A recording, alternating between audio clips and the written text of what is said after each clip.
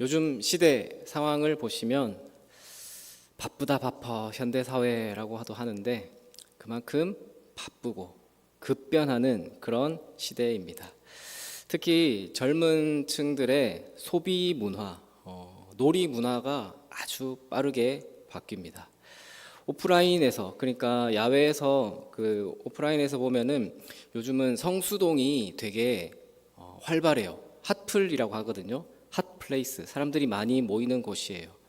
왜 그러냐면은 팝업 스토어라고 해서 그 판매를 하는 가게가 한 며칠, 좀 길면 몇 주간 동안 그 공간을 빌려 가지고 자기들 브랜드 홍보하고 제품 판매를 하는데, 그 며칠 몇 주간 되는데 그 잠시 빌리는데도 임대료가 뭐 몇 천만 원, 아니면 많으면은 억 단위까지 간다고 하더라고요. 그래도 그 자리가 끊임없이 계속 들어찬다고 합니다. 그만큼 이 효과가 있고 또 소비로 이어지니까요. 자, 그러면 이제 온라인에서는 숏폼이라고 하죠.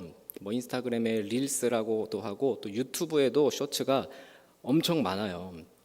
특별히 유튜브는 우리 여러분들 다들 많이 보시죠?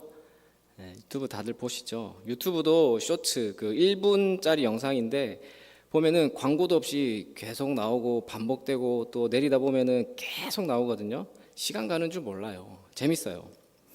우리 교회도 목사님 설교 영상으로 만든 쇼츠 영상이 있거든요. 아시죠? 목사님 한번 말씀하셨는데 아시죠? 그거 제가 만들어요. 제가 만드는데 1분짜리 영상인데 만드는 데는 1시간이 걸려요. 그러니까 봐주셔야겠죠? 네, 봐주시고 구독해 놓으시면은, 교회 구독하면은 아마 뜰 거고, 또 좋아요 눌러 놓으시면 또 다음에 올라오면은 그게 뜨고, 또 보다 보면은 다른 교회들에서 올린 것도 뜨고 아마 많이 뜰 겁니다.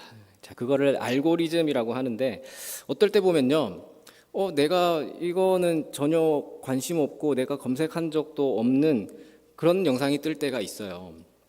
그러면 그거 보면은 또 그게 비슷한 게 계속 꼬리를 물고 그런 식으로 무한 굴레가 계속 굴러갑니다. 자, 그렇게 나랑 상관이 없는 영상이 뜨는 이유가 뭐냐? 그게 지금 임급동이라고 하거든요. 인기 급상승 동영상. 이게 인기 아주 급상승이라서 이게 나한테까지 뜨는 거예요. 그거 보면 이게 요즘 젊은이들 사이에서 유행하는 거구나. 이걸 뭐 춤을 추면서 이걸 이렇게 따라 하는구나 라고 하시면 돼요. 한 번씩은 다 들어보셨을 거예요. 꽁꽁 얼어붙은 한강 위로 고양이가 걸어다닙니다. 꽁꽁 얼어붙은 한강 위로 고양이가 걸어다닙니다. 막 춤을 추면서까지 따라 하거든요. 이게 뭐냐면, 예전에 겨울에 추워가지고 한강이 얼었어요. 한강이 얼었는데 그 고양이가 걸어가는 거 보고 뉴스에 나오는 대목이거든요. 꽁꽁 얼어붙은 한강 위로 고양이가 걸어다닙니다. 참, 이거 보면은 외국인들이 우리나라 사람들 말하는 거 보고 참 말이 되게 이쁘다, 노래 같다라고 느끼는 게 좀 이해가 되더라고요. 그거 맞춰가지고 막 춤추고 하는데 재밌나 봐요. 저도 사실 이해는 안 되거든요. 이게 뭐가 재밌지? 이게 뭐지? 싶은데, 또 요즘은 마라탕 유행이잖아요. 마라탕 유행이고 또 탕후루도 유행이에요. 물론 조금씩 지났는데 그걸 합쳐가지고 마라탕후루라고 해요. 마라탕후루. 그걸 또 노래가 있거든요. 그거 노래 따라 부르면서 탕후루 하면서 하는데, 근데 중요한 거 뭔지 아세요? 제가 이거 봤어요. 이게 떴네. 또 여러분들이 보시잖아요. 또 제가 이렇게 설교에서 언급을 하잖아요.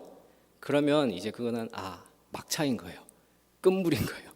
젊은 애들끼리 지네들끼리 할 거 다 하고 놀 거 다 놀고 나서 이제 저희한테 돌아오는 거거든요. 그러니까 지금 뭐 이렇게 혜민이 있는데 혜민이가 보고서 저걸 언제쯤 얘기를 하나, 한물 다 끝난 그런 생각을 가질 수도 있어요. 자, 이런 상황에서 또 제가 보다가 저 원형적 사고라는 게 뜨더라고요. 원형적 사고. 이게 뭘까요? 무슨 말일까요?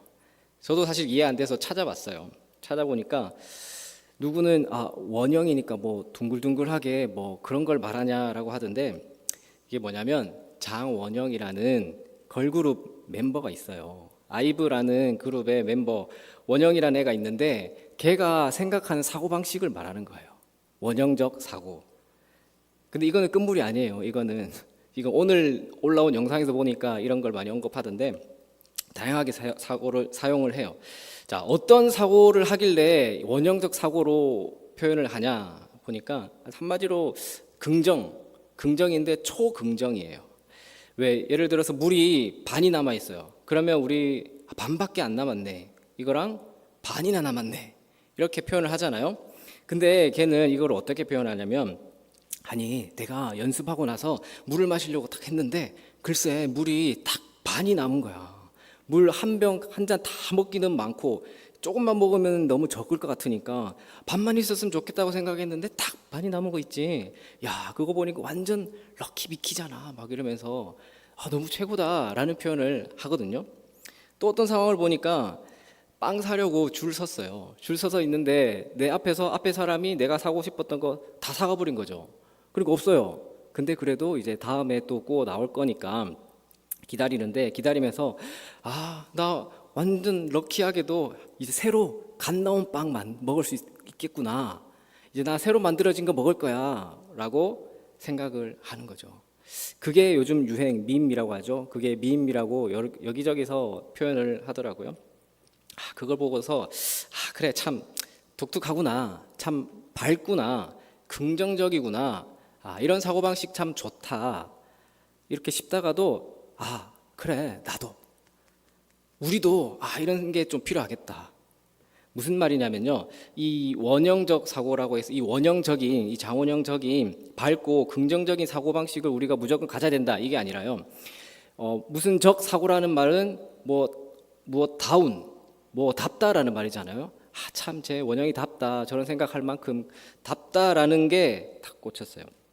그러니까 우리도 그리스도인답게, 기독교인답게, 신앙인의 사고방식, 신앙인답게, 하나님 자녀답게 생각하고 삶을 살아야겠구나 라는 게 떠올랐습니다. 참 신앙인다운 하나님의 백성으로서의 사고방식이 필요한데 그게 없었던 사람들이 있어요.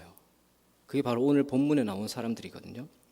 오늘 본문에 이 사람들이 자기들 마음대로, 자기들 사고방식대로 그렇게 신앙생활을 했기 때문에 부정적인 결과를 맞닥뜨린 사건이 나옵니다. 그 사람들이 가졌던 사고방식, 어떤 사고방식을 가지고 있었고 또 그들이 필요했던 사고방식은 뭐였는지, 그러면 오늘 우리에게 필요한 사고방식이 뭘까? 시간 함께 생각해보고자 합니다. 자, 오늘 본문은 스가랴 7장의 내용인데요. 스가랴서는 바벨론으로 포로로 끌려갔던 유다 백성들이 이제 고향 땅 예루살렘으로 돌아와서 성전을 다시 재건하고자 스가랴 선지자를 통해서 주신 하나님의 말씀입니다. 자, 스가랴서에서 스가랴에게 주신 환상들이 나오는데 그 환상들의 핵심이 뭐냐면, 제가 지난달에 4장에서 말씀드렸는데 하나님의 영, 성령의 능력에 의지해야 하고, 스가랴 이름의 뜻이 뭐냐면 하나님이 기억하신다, 여호와께서 기억하신다라는 건데, 그 이름의 뜻처럼 우리를 기억하시는 하나님 앞에 다시 성전을 재건해서 영적인 각성과 부흥을 통해서 이스라엘 민족이 하나님 앞에서 제사장된 나라로서 그 사명을 온전히 감당해야 된다라는 것을 오늘 스가랴서 전체 맥락을 통해서 주시는 말씀이에요. 자, 그 중에서 오늘 본문이 있는 7장은 뭐라고 하냐면, 어떤 내용이냐면, 장 위에, 성경책 위에 보시면 제목으로 표시가 되어 있죠. 여호와께서는 금식보다 청종을 원하신다라고 금식에 관한 말씀을 하고 계십니다. 자, 7장을 시작하면서 1절에 보시면 다리오 왕 제4년 9째 달 곧 기슬레월 4일에 라고 시작을 합니다. 자, 이때가 언제냐면은 다리오 왕 제4년이라고 하는데, 스가랴 1장 1절에 보시면 다리오 왕 제2년이라고 해요. 자, 1장 1절 시작할 때는 제2년이었어요. 그러니까 두 번째 해 2년인데 오늘 7장에 와서는 다리오 왕 제4년이라고 하죠. 그러니까 2년이 지났습니다. 1장에서부터 시작해서 2년이 지난 시점입니다.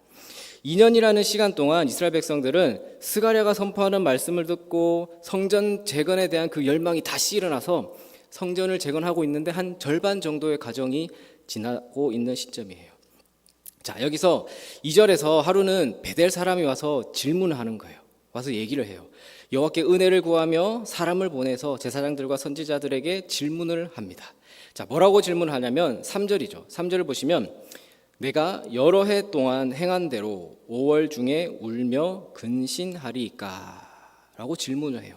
자, 5월이 나오는데 5월 중에 울며 근신하니까 해서 여기 5월에 그 한 달 동안 했던 금식했던 거를 말하는 거예요. 자, 왜 5월이냐면 이 배경이 열왕기하 25장에 나오는데요. 그때 느부갓네살한테 바벨론 느부갓네살한테 성전이고 왕궁이고 집이고 다 불타고 다 잃어버렸어요. 그때가 5월이었기 때문에 이스라엘 백성들은 그날을 기억하기 위해서 5월이라는 그 시기가 오면 매년 한 달 동안 애통하면서 금식을 해왔던 거예요.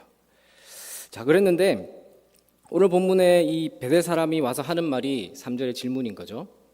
이제 유다 백성들도 예루살렘으로 돌아왔고 성전 재건 공사도 지금 절반 정도 한참 잘 진행되고 있으니까 이제는 일이 잘 풀리고 있지 않습니까? 그때 우리 전에 어려울 때 하던 거 이제는 그거 그때 금식하던 거 이제는 안 해도 되지 않겠습니까? 라는 의미에서 질문을 한 거예요. 자, 이 질문에 대해서 하나님이 답을 또 하십니다. 스가랴를 통해서 대답해 주시죠. 오늘 5절 6절이에요. 5절 6절 보시면 우리 함께 읽어볼까요? 5절 6절입니다. 읽겠습니다. 온 땅의 백성과 제사장들에게 이르라. 너희가 70년 동안 다섯째 달과 일곱째 달에 금식하고 애통하였거니와 그 금식이 나를 위하여 한 것이냐. 너희가 먹고 마실 때 그것은 너희를 위하여 먹고 너희를 위하여 마시는 것이 아니냐. 너희 그렇게 금식하고 애통하긴 했지만 그게 날 위한 거냐? 날 위해서 했던 거냐? 자, 여기 5월 다섯째 달뿐만 아니라 일곱째 달까지 나와요. 자, 5월의 금식뿐만 아니라 일곱째 달까지 언급하시는데 7월도 마찬가지로 이 열왕기하 25장에 보시면 미스바에서 있었던 유다 백성들이 아주 크게 희생을 당했거든요. 그래서 그날을 기억하면서 금식한 그 똑같은 다섯째 달, 일곱째 달의 그 기간을 말합니다. 하나님은 이 5월의 금식과 7월의 금식에 대해 언급하시면서 너희가 금식하며 슬퍼하기는 했지만 그것이 진정 나를 위한 것이었느냐? 너희가 먹고 마실 때 너희 자신을 위해서 마신 게 아니냐라는 말씀을 하시는 거예요. 하나님은 유다 백성들이 바벨론에 그 사로잡혀 간 때부터 지금까지 해오던 이 5월의 금식과 7월의 금식이 나를 위하여, 하나님을 위하여 한 것이라기보다는 유다 백성들 자신들을 위해서, 너희들을 위해서 한 것뿐이지 않느냐라고 하시는 거죠. 여러분들 금식이 뭐죠? 금식 안 먹는 거, 단순히 음식 섭취를 안 한다라는 건데 뭐 단순히 그런 의미가 있는 게 아닌 건 아시죠? 자, 그럼 왜 안 먹을까요? 안 들어가잖아요. 안 먹어지니까요. 그만큼 지금 처해 있는 고통이 크고 간절함이 크기 때문에 지금 내 육체에 필요한 것, 그것보다 지금 영의 피로와 간구가 더 갈급합니다. 더 간절합니다라는 그 절박함의 표현이 금식인 거예요. 근데 진짜 절박하지 않고 간절해보지 않으면 금식하는 거 되게 부정적이거든요. 사람들 보면 그거 왜 하냐고, 자기 몸이 더 중요하고 그런 사람들이 있다고요. 아무튼 지금 유다 백성들의 금식의 원래 목적은 잊어버리고 금식 기간이 마친 후에는 마음껏 먹고 마음껏 즐긴 것을, 본래의 목적이 퇴색된 것을 지적하고 계시는 겁니다. 그러니까 참 그게 떠올랐어요. 무슨 모습이 떠올랐냐면, 제가 그 다른 종교를 비난하고자 하는 건 아닌데요. 무슬림들, 이슬람교 사람들 보면은 9월이 되면은 라마단 기간이 있거든요. 그 기간에 금식하면서 기도를 해요. 제가 공장에서 일했던 적이 있는데 그때 거기에 외국인 친구들이 참 많거든요. 그 친구들이 무슬림 친구들이 대부분인데 라마단 기간이 되니까 그 회사에서 나오는 점심 저녁을 안 먹어요. 왜냐하면 굶어야 되니까, 금식이니까. 야, 식당 쪽은 쳐다도 안 보더라고요. 그리고 안 먹고는 일할 때 비실비실거리는데 퇴근하니까 장을 막 이만큼 봐가지고 밤새도록 엄청 먹는 거예요. 그리고 또 다음 날에는 또 비실비실하고. 여러분들 참 유다 백성들의 이 금식은요, 하나님이 기뻐하시는 금식이 아니었습니다. 그 백성들의 금식은 자기 마음대로 하는 금식이었어요. 그들의 금식은 하나님의 명령과는 상관이 없었습니다. 하나님의 말씀, 하나님의 명령이 아니라 자신들이 당했던 그 고통을 기억하고 있었던 일을 잊지 않기 위해서 그냥 연례 행사로서 스스로 만들어냈던 금식입니다. 그 의도는 나쁘지 않죠. 좋죠. 성전 무너졌죠. 나라 망했죠. 우리 포로로 잡혀간 그날 우리가 잊지 맙시다 하고 기억하면서 금식하고 우리 기도하자라는 건데 얼마나 좋습니까?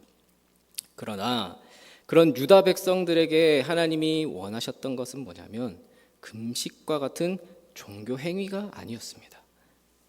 하나님은 유다 백성들에게 무엇을 원한다고 말씀하셨는지 이 장 제목에서도 청종을 원한다라고 나와 있지만 오늘 본문에서 분명하게 말씀하시죠. 9절 10절입니다. 9절 10절 보십시오. 만군의 여호와가 이같이 말하여 이르기를 너희는 진실한 재판을 행하며 서로 인애와 긍휼을 베풀며 과부와 고아와 나그네와 궁핍한 자를 압제하지 말며 서로 해하려고 마음에 도모하지 말라 라고 하셨습니다. 자, 하나님이 원하시는 게 뭐냐면 그게 네 가지를 말씀하고 있어요. 첫 번째는 뭐냐면 진실한 재판을 행하며, 두 번째는 서로 인애와 긍휼을 베풀며, 세 번째는 과부와 고아와 나그네와 궁핍한 자를 압제하지 말며, 네 번째는 서로 해하려고 마음에 도모하지 말라. 이것을 내가 원한다라고 말씀하셨습니다. 자, 이 항목들을 가만히 보면요, 또 두 가지 특징이 있어요. 첫 번째는 뭐냐면 하나님이 원하시는 것은 현실적인 거예요. 실제적인 거예요.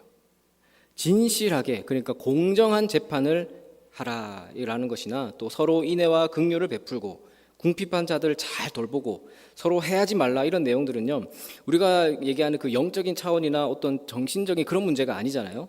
현실적인, 실제적으로 현실적으로 실천 가능한 그 우리의 삶에서 구체적으로 나타나야 될 모습들을 말씀하고 계세요. 또 두 번째는 사람들과 관계를 참 중요하게 생각하면서 말씀하셨다는 거예요. 이 네 가지 항목 모두가 사람들과의 관계적인 측면에 중점을 두신 말씀입니다. 참 이걸 보면 우리가 뭘 깨달을 수 있겠습니까? 유다 백성들은 금식은 했지만 하나님이 원하시는 대로는 살지 못했습니다. 금식을 하면서 자신들이 경건한 사람들이라고 생각을 했지만 실제로 하나님이 원하시는 것은 행하지 않았던 겁니다. 그렇게 하나님이 유다 백성들에게 하나님이 원하시는 것이 무엇인지 말씀해 주셨는데, 자, 그러면 이렇게 말씀해 주셨어요. 이렇게 말씀해 주시고서 어떤 반응을 보이죠? 11절 12절입니다. 우리 함께 읽겠습니다. 11절입니다. 그들이 듣기를 싫어하여 등을 돌리며 듣지 아니하려고 귀를 막으며 그 마음을 금강석 같게 하여 율법과 만군의 여호와가 그의 영으로 옛 선지자들을 통하여 전한 말을 듣지 아니하므로 큰 진노가 만군의 여호와께로부터 나왔도다. 안 들으려고 해요. 안 들어요. 마음이 금강석같이 돌처럼 굳어버린 거죠. 하나님이 예전에도 선지자들을 통해서 이런 앞에 그런 말씀들을 주셨지만 그들은 말씀을 듣기를 싫어했습니다.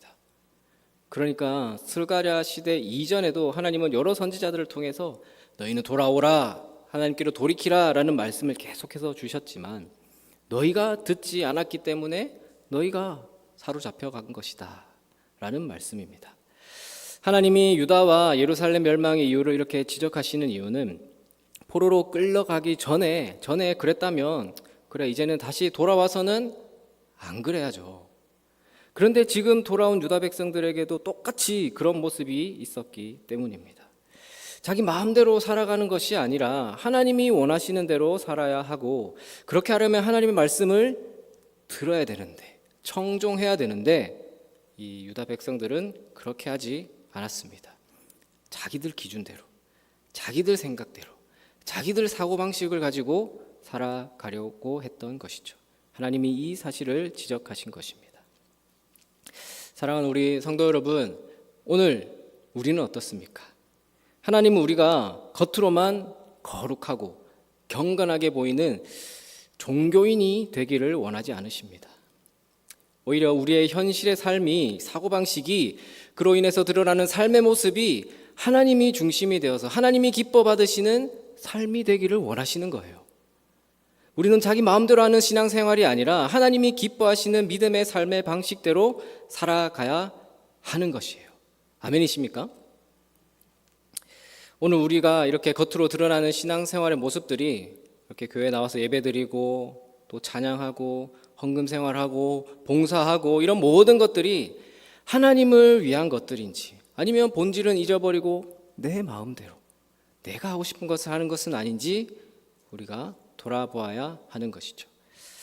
오늘 말씀의 유다 백성들처럼 그들의 필요에 따라 입맛에 맞게 필요할 때는 하고 이제는 필요 없고 괜찮다고 그만두고 마음대로 하는 것이 아니라 항상 하나님 앞에서는 일관된 신앙을 가져야 합니다.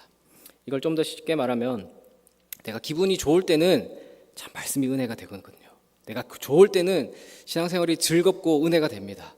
근데 조금 상황이 안 좋고 힘들 때는 하나님을 원망하게 되고 참 그런 것이 아니라 어느 자리에 있든지 변함없는 신앙인의 모습으로 변함없는 신앙인의 사고방식으로 살아야 한다라는 것이죠. 자, 마지막으로 유다 백성들은 하나님의 말씀 듣기를 싫어했습니다. 자, 그 결과가 어떻게 됐습니까? 13절 14절입니다. 우리 함께 읽겠습니다. 내가 불러도 그들이 듣지 아니한 것처럼 그들이 불러도 내가 듣지 아니하리라. 만군의 여호와가 말하였느니라. 내가 그들을 바람으로 불어 알지 못하던 여러 나라에 흩었느니라. 그 후에 이 땅이 황폐하여 오고 가는 사람이 없었나니 이는 그들이 아름다운 땅을 황폐하게 하였음이니라 하시니라. 참, 이스라엘 백성들이 하나님의 말씀을 듣기 싫어했기 때문에 일어난 결과, 그래서 생겨난 결과가 뭐냐면 여기도 두 가지죠. 첫째는 하나님이 듣지 않으시는 거예요. 그들이 불러도 하나님이 듣지 않으신다. 내가 불러도 그들이 듣지 아니한 것처럼 그들이 불러도 내가 듣지 아니하리라. 어쩌면 당연한 거죠. 하나님이 백성들을 부르셨을 때 듣지 않았으니까 이제는 그들이 하나님을 부르더라도 하나님이 듣지 않으시겠다라는 겁니다. 자, 또 두 번째 결과는 그로 인해서 멸망당했다라는 거예요. 14절이죠. 밑에 보시면 내가 그들을 바람으로 불어 알지 못하던 여러 나라에 흩었느니라. 그 후에 이 땅이 황폐하여 오고 가는 사람이 없었나니 이는 그들이 아름다운 땅을 황폐하게 하였음이니라. 하나님께서 흩으신 거예요. 그들이 아름다운 땅을 황폐하게 하였습니다. 이 말은 유다가 멸망한 이유가 바로 너희에게 있다. 너희가 이 아름다운 땅을 황폐하게 하였다. 너희 자신에게 그게 책망이 받을 것이다 라는 것을 말해 줍니다. 하나님은 유다 백성들이 하나님의 말씀을 떠나면 멸하겠다는 약속을 수도 없이 여러 선지자들을 통해서 계속해서 주셨는데 유다 백성들이 하나님의 말씀을 듣기 싫어했기 때문에 하나님의 말씀이 경고한 대로 유다가 멸망을 당한 것이죠. 유다 백성들이 하나님의 말씀을 듣기 싫어했다는 것은 그들이 하나님이 원하시는 대로가 아니라 하나님이 원하시는 사고방식이 아니라 자기들 원하는 대로만 살았다라는 것을 말해줍니다. 신앙생활도 마찬가지였고요. 그 결과 이렇게 비극적인 결과를 맞이한 것입니다. 오늘 우리도 하나님이 원하시는 대로가 아니라 우리가 원하는 대로 신앙생활을 하고 있지는 않는지 돌아보았으면 좋겠습니다. 그리고 우리는 하나님이 원하시는 대로 신앙생활을 하기 위해서 하나님의 말씀에 귀를 기울이고 그 말씀에 순종해야 함을 늘 기억하시면서 변함없는 바른 신앙의 자세, 바른 신앙적 사고를 가지는 여러분들이 되셨으면 좋겠습니다. 끝으로 또 한 가지 예화를 말씀드릴 텐데 한 인디언 이야기예요. 한 늙은 인디언 추장이 어린 손자에게 이런 얘기를 하는 거죠.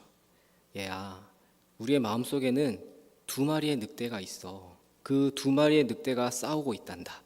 한 마리는 분노, 불안, 슬픔, 질투, 탐욕, 죄의식, 열등감을 가지고 있지. 다른 한 마리는 기쁨, 평안, 사랑, 인내, 겸손, 친절을 가지고 있어. 그러니까 손자가 묻는 거예요. 그러면 어떤 늑대가 이기나요? 뭐라고 했을까요? 네가 먹이를 주는 놈이 이긴단다 라고 했어요. 최근 보고 있는 책에 나온 그 정신과 교수가 쓴 책인데요. 거기서 이런 얘기를 하던데 이렇게 우리 마음속에는요 이 두 마리의 늑대 중에 어떤 늑대에게 먹이를 줄 것인지 그거는 우리 선택에 달려 있다라는 거예요. 우리가 어떤 선택을 하느냐, 우리의 어떤 선택에 하느냐에 따라서 그 결과가 달라진다라는 거죠. 참 믿음으로 살아간다라는 것이 생각보다 참 어렵습니다. 어려워요. 그래서 인생은 B와 D 사이의 C다라는 말이 있거든요. B와 D 사이의 C다. B는 뭐냐면 birth, 태어나는 거예요. 태어나서 D, death, 죽음. 태어나서 죽음 그 사이에 C, choice. 태어나서 죽기까지 계속해서 선택을 맞이한다라는 거죠. 선택이 끊임없다라는 겁니다. 우리가 올바른 믿음을 가지고 살아간다라는 것은 삶의 매 순간마다 이 선택의 기로에서 나 중심의 선택을 하는 것이 아니라 하나님의 선택을, 하나님이 중심이 되는 선택을 해야 된다라는 거예요. 내가 원하는 대로가 아니라 하나님이 원하시는 대로 살아가야 하는 것이죠. 그래서 오늘 제목이자 서두에 언급했던 이 원형적인 사고를 바꿔서 신앙적 사고, 우리가 신앙적 사고를 가지면 좋겠어요.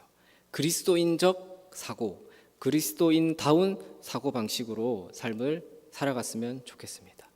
그래서 그 사고 방식을 가지고 하나님이 중심이 되어서 하나님이 원하시고 기뻐하시는 그런 선택을 하며 살아가시는 여러분들이 다 되시기를 주님의 이름으로 축원합니다.